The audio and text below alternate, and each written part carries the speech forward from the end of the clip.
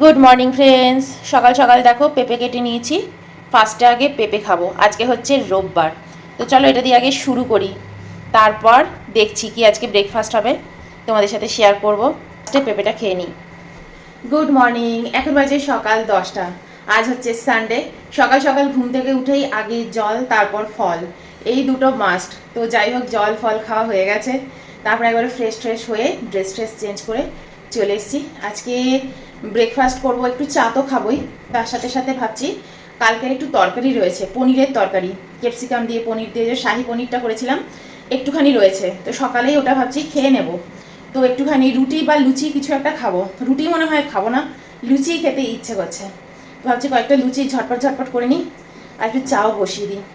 তো চলো শুরু করি আজকের দিনটা।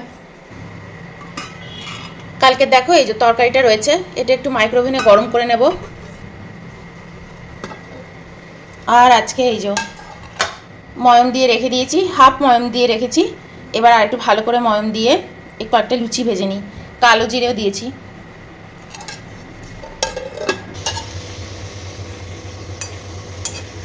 তো দেখো ত্রিকোণ লুচি ভেজে নিচ্ছি।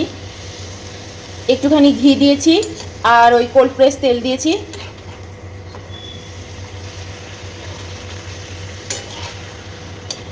এই ঘি আর তেল কিন্তু ফেলানি যাবে না, যেটুকু থাকবে যদি থাকে তাহলে সেটা আবার আমি দুপুরে যে রান্না করব তাতেও কিন্তু আমি ওটা অ্যাড করে দেবো। এই দেখো এতগুলো লুচি করে ফেলেছি, সব আটার লুচি কিন্তু। চা ফুটছে আর একটুখানি আটা মাখাও রইল, অল্প করেই করেছি, দুজনের মতো একটা প্লেটে রয়েছে।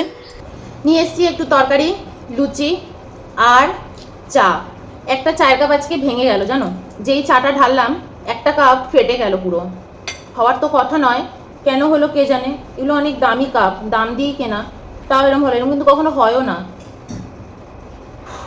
তো এর জন্য এই আরেকটা কাপে নিয়ে এসেছি, অন্য কাপে। তো অয়নকে দিলাম। চাটাও তো পড়ে গেছে, যেই চায়ের কাপের মধ্যে চাটা ঢেলেছি ক্র্যাক হয়ে গেল।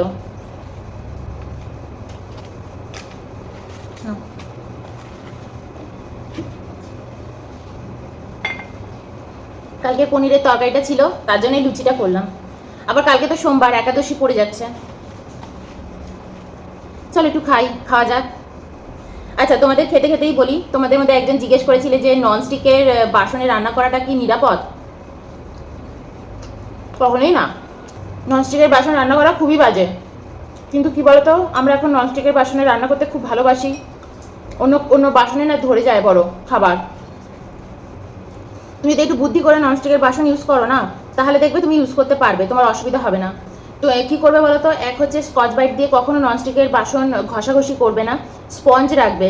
বাড়ি ঘরে রং করার সময় জল দেয় না স্পঞ্জ দিয়ে দেওয়ালে, একদম কম দাম হয় ওগুলোর, ওরকম স্পঞ্জ কিনে বাড়িতে রেখে দেবে। আমিও তাই করি। কেটে নেবে।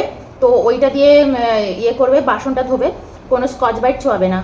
আর যখন রান্না করবে না, তখন মারাত্মক টেম্পারেচার দিয়ে একেবারে ধুয়ো উড়িয়ে রান্না করবে না। আর ননস্টিকের বাসনে তেলে ভাজা এইসব রান্না করবে না। লোহার কড়াই, স্টিলের কড়াই, ওগুলোতেই তেলে ভাজা করবে। দেখো তো তোমার পাতে পনির পড়েছে না সব আলু পড়েছে? আমার পাতে পনির পড়েছে বেশ অনেকগুলো। 3টে পনির? একটা পনির নিবি? আলু নিয়ে দেবো আমি। কিন্তু আমরা না ভালোবাসি বেশ ননস্টিকের কড়াইতে রান্না করতে, ওর জন্যই করি। তাও তো আমি বেশি করি না, এখন আমি সব কিছু লোহার কড়াই। আমার কাছে এখন বেস্ট বাসন কোনটা জানো? লোহার কড়াই। স্টিলও নয়, স্টিল কিনে না মানে পুরো মাথা চাপড়ানোর মতো। একে তো অত দাম দিয়ে স্টিলের বাসন কেনো, তারপর দেখবে ওই স্টিলের বাসনগুলো না কিছুদিন প্রথম মনে হবে কি হেভি রান্না করছি, কিছুদিন যেই যাবে তারপর একটা রান্না করার পর তোমাকে ভালো করে ওটাকে ধুয়ে মেজে আবার নতুন রান্নায় যেতে হবে। লোহার কড়াইতে তা করতে পারে। লোহার কড়াই হচ্ছে অ্যাকচুয়ালি ননস্টিকের বাবা, এত ভালো। স্টিলের কড়াইতে কোনো উপকারিতাও নেই, লোহার কড়াইতে আছে।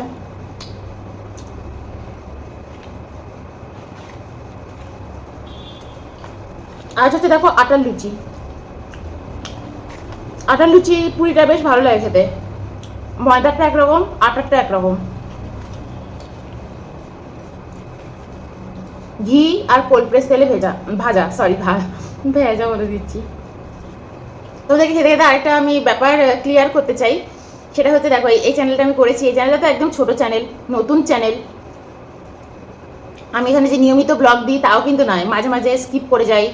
রোজ রোজ আমি এখানে ব্লগ দিতে পারি না, ঠিক আছে? এখানে আমি আমার ধরো কোথাও ঘুরতে গেলাম, বা রোজ রোজ আমি কি খাচ্ছি পড়ছি, সিম্পল জীবন আমার, তার মধ্যে থেকে 10টা মিনিট হয়তো তোমাদের সাথে আমি শেয়ার করব। সব থেকে বেশি শেয়ার করব আমার মনোভাব, আমার কথা। এর জন্য কিন্তু আমি এই চ্যানেলটা করেছি। এই চ্যানেলটাতে দেখো আমি কিন্তু গয়নাগাটি, সাজগোজ, মানুষের যে ব্লগ দেখায় ব্লগে, সেখানে তো মানুষ রান্না বান্না, গয়নাগাটি, তাই না, এইসবই দেখায়। তো আমি এসব না দেখিয়ে আমার মনোভাব, আমার কথা, এগুলোকেই তোমাদের সামনে তুলে ধরি। প্রত্যেকটা মানুষে তো ব্যক্তি বিশেষে আলাদা আলাদা হয়, তাই না? তোমাদের মধ্যে অনেকের হয়তো আমাকে তোমরা খুব অ্যাডভাইস দিচ্ছ যে আমি যেন তো কথা না বলি, আমি যেন কথাই না বলি। আমি খাওয়ার চ্যানেলেও কথা বলি, এই চ্যানেলেও কথা বলি। আমি কিন্তু মাঝখানে জানো তো খাওয়ার চ্যানেলেও একদম কথা বলা বন্ধ করে দিয়েছিলাম, শুধু খেতাম, চুপচাপ খেতাম। তাতেও সবাই অনেকে এসে আমাকে বলেছেন, এবং যারা আমাকে নিয়মিত কমেন্ট করেন, আমাকে ভালোবাসেন, তারা এসে আমাকে বলেছেন, মমি তুমি কথা বলবে, তোমার কথা শোনার জন্যই কিন্তু আরও দেখতে ভালো লাগে তোমার চ্যানেল, তোমার মনোভাব, তোমার কথা, এগুলো শুনতে খুব ভালো লাগে। তো আমি কিন্তু আমার কথাটা খুব ইম্পর্টেন্ট আমার চ্যানেলে, আমি এগুলো বলবো বলেই কিন্তু চ্যানেলটা করেছি। আমি একা একা থাকি, আমি কিন্তু চারপাশে কারোর সাথে মিশিও না, মিশতে ভালোই লাগে না। আমি একা একা থাকি, আমি একা একা খুব ভালো থাকি। আমি একা একা থেকে আমার মাথায় যা আইডিয়া আসে, জীবন সম্পর্কে আমার যা জ্ঞান বেড়েছে, আমি যখন কারোর সাথে মিশতাম না, আমি একদম বোকা, বুদ্ধু আর স্টুপিড ছিলাম। শুধু খাওয়া পড়া, সাজগোজ, জিনিস কেনা ছাড়া আমার জীবনে কিচ্ছু ছিল না যখন আমি সবার সাথে মিশতাম। যখন থেকে আমি সবার সাথে মেশা ছেড়ে দিয়েছি, হাই হ্যালো আছে, আমার কিন্তু কারোর সাথে ঝগড়া নেই। হাই হ্যালো মমি এসো, একটু কিটি পার্টি করি, একটু সন্ধ্যেবেলা সবাই মিলে বসে একটু আড্ডা মারি। Even Christmas party, new year party, এগুলো কখনো কিন্তু আমি করি না। এই বাড়িতে কিন্তু হয়, চুটিয়ে হয়, তোমরা দেখলে না পাগল হয়ে যাবে, ঠিক আছে? পাগল হয়ে যাবে ওরকম নিউ ইয়ার পার্টি আমাদের বাড়িতে যা হয়। একদম ডিস্কো, মানে বাড়িতেই পুরো সমস্ত ব্যবস্থা করা হয়, নাচ গান, বুঝেছো? মদের ফোয়ারা ওঠে, শ্যাম্পেন, সব কিছু আনা হয়, সবাই মিলে আবার টাকাও দেয়, দিয়ে নিউ ইয়ার পার্টি করা হয়। যারা যারা চায় তারা তারা করে। তো আমি কিন্তু এই লাইফটা থেকে অনেক দূরে থাকি, কারণ আমি নিজে দেখেছি যারা এই লাইফটা লিড করে তারা ভালো থাকে না, তাদের মনে অনেক সমস্যা, তারা পরের দিনে আবার একটা কিছু খোঁজে, কিছু একটা চাই, লাইফে আনন্দ চাই, আমার পাশে যেন সবাই থাকে, আমাকে যেন প্রচুর মানুষে ঘিরে থাকে, তবে আমি ভালো থাকবো। একা থাকতে তাদের ভয়। আমি যারা থেকে একা থাকতে শুরু করেছি, মেডিটেশন করতে শুরু করেছি। মেডিটেশন আমি আগেও করতাম, কিন্তু যখন আমি লোকের সাথে সবার সাথে মিশতাম না, আমার মেডিটেশন করতে ভালো লাগতো না। ধুর, মেডিটেশন, সন্ধ্যেবেলা আমাকে ডাকছে পাশের বাড়িতে, সবাই মিলে বসে একসাথে আড্ডা মারা, সে যে কি দিন ছিল, ওটাও কিন্তু খুব মজার দিন ছিল। আমরা সব একসাথে আড্ডা মারতাম, মজা করতাম, হাসাহাসি করতাম। কিন্তু না, বাড়িতে এসে খোকলাপনটা আমার আরও বেড়ে যেত। বাড়িতে এসে আমার মন খারাপ হতো, মনে হতো ওরা যদি কখনো নেটিভ চলে যায়, বা ওরা যদি অন্য কোথাও চলে যায়, আমি যদি কখনো একা হয়ে যাই, তাহলে কিন্তু আমার খুব মন খারাপ হবে। তো আমি কিন্তু আস্তে আস্তে না এই পরিবেশটা থেকে অনেক বেরিয়ে এসেছি। তারপর বুঝেছি এদের লাইফটা না খুব খোকলা লাইফ, যারা সবার সাথে মিলেমিশে সারাক্ষণ নাচ গান পার্টি এইসব নিয়ে থাকে, তারা অ্যাকচুয়ালি না খুব খোকলা। তো আমি যখন থেকে একা থাকতে শুরু করেছি, আমার মাথায় অনেক আইডিয়া, অনেক কিছু, আমি প্রকৃতিকে জানতে শুরু করেছি, ঠিক আছে? মানুষকে চিনতে শুরু করেছি। আগে কেউ কিছু বললেই না আমার খুব খারাপ লাগতো, এখন আর লাগে না।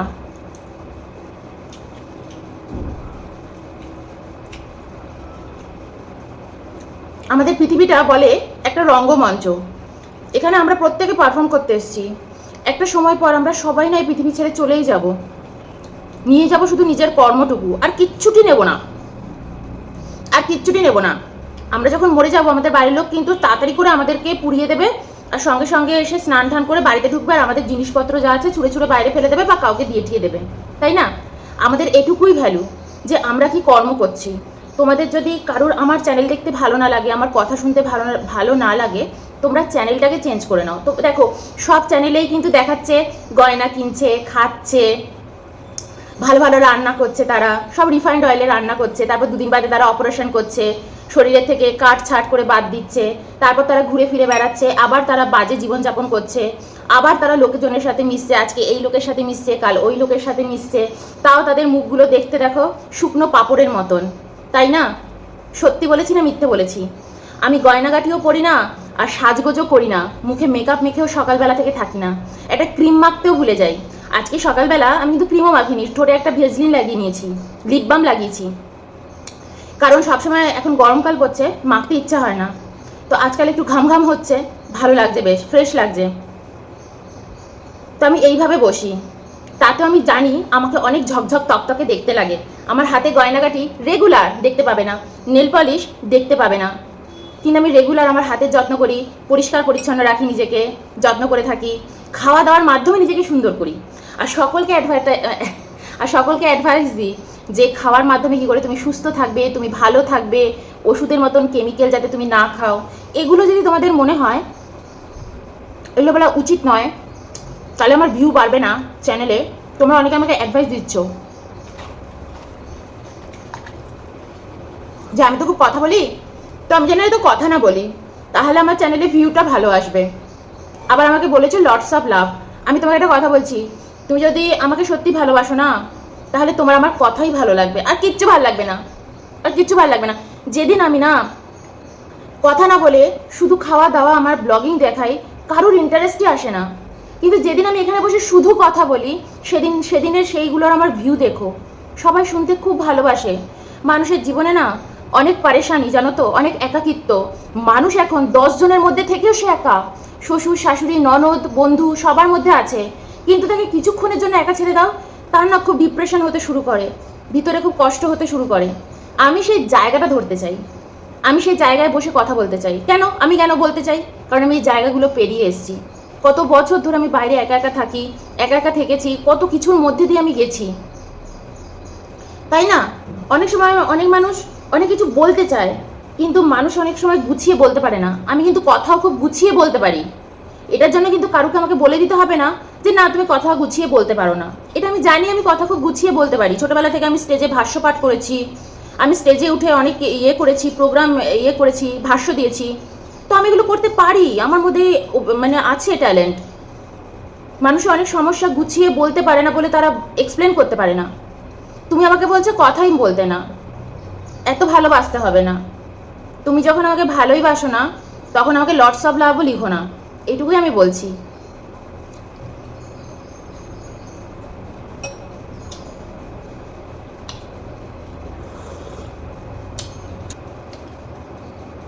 আমার খাওয়ার চ্যানেলে জানো তো, একদিন একজন এসে লিখেছিলেন যে মৌমি আমি তোমাকে অনেক কথা বলতে চাই, তুমি আমাকে তোমার ইমেলটা দিও। আমি দিয়েও ছিলাম ওনাকে, উনি কোনো কারণে আমাকে কিচ্ছু লেখেননি, কিচ্ছু বলেননি। আমি ওনাকে বলেছিলাম যে আপনি বলবেন, আমি চ্যানেলে আপনার নাম নেব না, কথা নিয়ে আলোচনা করব, কিন্তু উনি দিয়ে উঠতে পারেননি। কিন্তু উনি এখনও আমাকে রেগুলার কমেন্ট করেন, সবসময় আমাকে বলেন মৌমি এরকম ওরকম সেরকম। বাড়িতে না কারোর সাথে জানো তো, সবার সাথেই কথা বলি, কিন্তু কারোর না মন এরকম নয় ওরকম নয়। কত লোকের কত কথা থাকে জানো বলার, তো তারাও তো বসে আছে। সবাই যদি দেখায় আমি এই খাচ্ছি, এই গয়না কিনছি, এই সাজগোজ করছি, মুখে এত এত মেকআপ থুপে রাখছি, সব চ্যানেল কি সমান হয় বলুন তো? আমার চ্যানেলটা আমি একটু এরকমই রাখবো, আমি এরকমই রেখেছি। খেতে খেতে কথা আমি এই কারণেই বলি, খাওয়ার টেবিলে বসে কথাটা বেশি হয়। খাওয়া হয়ে গেল আমার, তোমার সাথে একটু কথা হয়ে গেল। আবার যখন দেখবে কোনো সিরিয়াস কথা থাকে, তোমাদের যদি কোনো প্রশ্ন থাকে আমার কাছে, বা আমি তো সেটার উত্তর দিচ্ছি, কিছুক্ষণ সময় লাগবে, দেখবে আমি খাবার নিয়ে কথা বলবো না, তখন আমি সিরিয়াসলি আলাদা জায়গায় বসে কথা বলবো। এ তো সিম্পল কথা, তার জন্যই বলি। তো এগুলো সবসময় মনে রাখবেন। আমাকে আপনি হয়তো পছন্দ করেন না তাই বলেছেন, কি করবো বলুন, চ্যানেলটা তো উঠিয়ে দিতে পারবো না। চ্যানেলটা করেছি নিজের মনের কথা বলবো বলে, অন্য লোকের কাছে গিয়ে গিয়ে তো বলতে যাচ্ছি না, নিজের চ্যানেলে বলছি। একা থেকে না এখন আমি জগৎ পেয়ে গেছি। আরও কয়েকটা লুচি আছে হয়তো করবো, 4টা হয়তো করবো, ওই জন্য তরকারিটা রেখে দিচ্ছি। যবে থেকে আমি একা থাকতে শুরু করেছি না, গোটা জগৎ ফিরে পেয়েছি জানেন। একা থাকবেন, একাকিত্ব নয়, একা একা বসে কাঁদছেন, ওরম না, একা থাকবেন। লোকের সাথে যত কম মিশবেন ততই ভালো। কোনো মানুষ আপনাকে সুখ শান্তি আনন্দ কিচ্ছু দিতে পারবে না, কিচ্ছু না। আর কারোর কাছে গিয়ে নিজের দুঃখ তো গাইবেনই না। আপনি যত অন্যের কাছে কি দুঃখের কথা বলে ভাববেন কি আমার মনটা একটু হালকা হলো, দেখবেন আপনার সমস্যা বেড়ে যাবে। এটা কিন্তু নেচার, এটা কিন্তু প্রকৃতির ব্যাপার, আপনার সমস্যা বেড়ে যাবে। আর যে আপনার দুঃখের কথা শুনলো, হতেই পারে যে সবাই যে আনন্দ পায় দুঃখের কথা শুনে, এমন নয়। আমার বন্ধুরাও আমার কাছে এসে অনেক সময় অনেক দুঃখের কথা বলে, তো আমি কি সেটা শুনে খুব আনন্দ পাই? তা না। কিন্তু আপনি চেষ্টা করবেন আপনার নিজের দুঃখ বা নিজের পরেশানি কারোর সাথে শেয়ার না করতে, নিজের মধ্যে রাখতে, সেটাকে সলভ করার চেষ্টা করবেন। তখন আপনি একটু একা থাকবেন, 10টা লোকের সাথে মিশবেন না।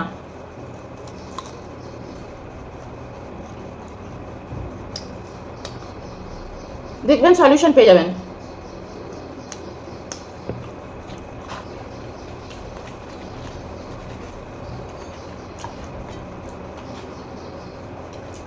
যবে থেকে আমি একা থাকতে শুরু করেছি, আমি 5 বছর কারোর সাথে মিশি না, একদম না। কোনো পার্টি, ইভেন উপর আমাদের যে গণেশ পুজো হয়, আমি যাই না, আমি একদম যাই না। কোনো কিছুর মধ্যে আমি থাকি না, গ্যাদারিংয়ের মধ্যে আমি থাকি না। এতে কী হয় জানেন তো, আমি মানসিকভাবে খুব শক্তিশালী হয়ে গেছি। আমার দুঃখ দুর্দশা অনেক কমে গেছে। দুর্দশাটা বললাম বটে, অনেক কমে গেছে। সারাক্ষণ দুঃখী দুঃখী ভাব, এই জন্য আমি চ্যানেল করেছি, এখানে এসে কথা বলবো, আপনাদের সাথে কথা বলবো। সামনে আমার ক্যামেরাটা খোলা থাকবে, কেউ আমাকে ইন্টারাপ্ট করবে না। আমি এখানে বসে বসে আমার মনের কথা বলবো, এবং যে কথা লোকের কাজে লাগবে সেরকম কথাই আমি বলি।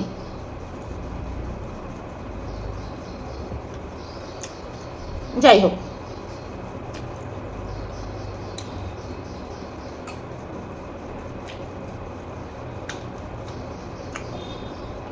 কোনো মানুষকে দেওয়ার মতন কোনো সময় নেই,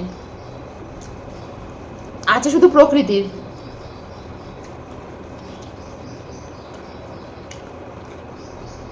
আপনি যত প্রকৃতির সাথে সময় কাটাবেন, দেখবেন আপনার মন তত ভালো হবে। আর একা যত থাকবেন, নিজে যত শক্তিশালী হবেন, দেখবেন আপনাকে কেউ দুঃখ দিতে চাইছে, আপনাকে কেউ কিছু বলতে চাইছে, আপনি পাত্তাই দিচ্ছেন না। আপনি যেরকম সেরকমই আছেন, ফারাকি পড়ছে না। আপনি কারোর মনের মতন হতে পারবেন না, আপনি কারোকে খুশিও করতে পারবেন না। আজকে আপনি ধরুন তার মনের মতন একটা কাজ করলেন, কালকে আরেকটা ডিমান্ড এসে যাবে, তারপরের দিন আরেকটা ডিমান্ড আসবে, এটা করো ওটা করো। আপনার উপর এক্সপেকটেশন তার বাড়তে থাকবে। তারপর একটা সময় বাদে না আপনাকে বলতেই হবে আমি না এটা করতে পারছি না। তখন ব্যাস, আপনার থেকে খারাপ কেউ হতে পারে না। আমি তো জানতাম ও করবে না, ও করবেই না এই কাজটা। আপনি তখন হয়ে যাবেন সবচেয়ে খারাপ।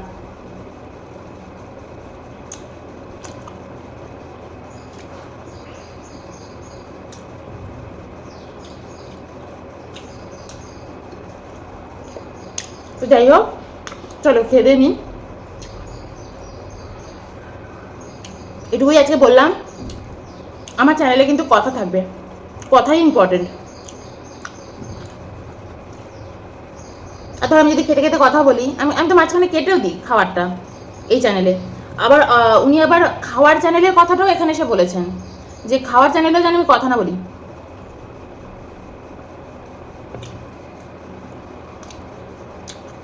যাই হোক, আপনার যা যা দেখতে ভালো লাগে দেখবেন, ইউটিউবে আপনি প্রচুর চ্যানেল পেয়ে যাবেন। ঘোরা ফেরা খাওয়া দাওয়া সব দেখিয়ে দিচ্ছে, সেসবগুলো দেখেন। আমি আমার লাইফটা এরকমই রেখেছি। আমি চাইলে সব কিছু করতে পারি। যখন তখন বরের হাত ধরে ঘুরতে বেরিয়ে যাই, তখন আমার বর আমার পাশে বসে আছে, বুঝতে পারছেন আমার বর আমার পাশে বসে আছে, চুপ করে বসে আছে, খাচ্ছে, একটা কথা বলবে না। বউ যা বলবে সেটা করার জন্য সে হাত তুলেই আছে।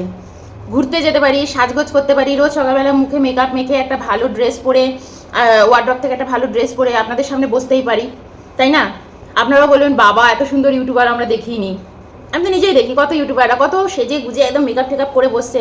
আমি যদি তাদের মতো মেকআপ টেকআপ করে সকালবেলা থেকে মেকআপ করে সেজে গুজে এসে বসে এটা খাচ্ছি ওটা খাচ্ছি সেটা খাচ্ছি এরকম করে কথা বলি, ভালো লাগবে? একই জিনিস। এবং আমি তাদেরকে টেক্কাও মেরে দিতে পারি সাজগোজ সব কিছুতে, তাই না? টেক্কাও আমি মেরে দিতে পারি তাদেরকে। কিন্তু আমার এগুলো করার দরকার কি? তাহলে আমার নিজের অস্তিত্ব কি, আমার ব্যক্তিত্ব কি? ব্যক্তিত্বটা দাও আসল। আজকাল তো আমি আমাদের ব্যক্তিত্ব দেখতে পাই না, সবাই তো একই রকম একই জিনিস দেখাচ্ছে।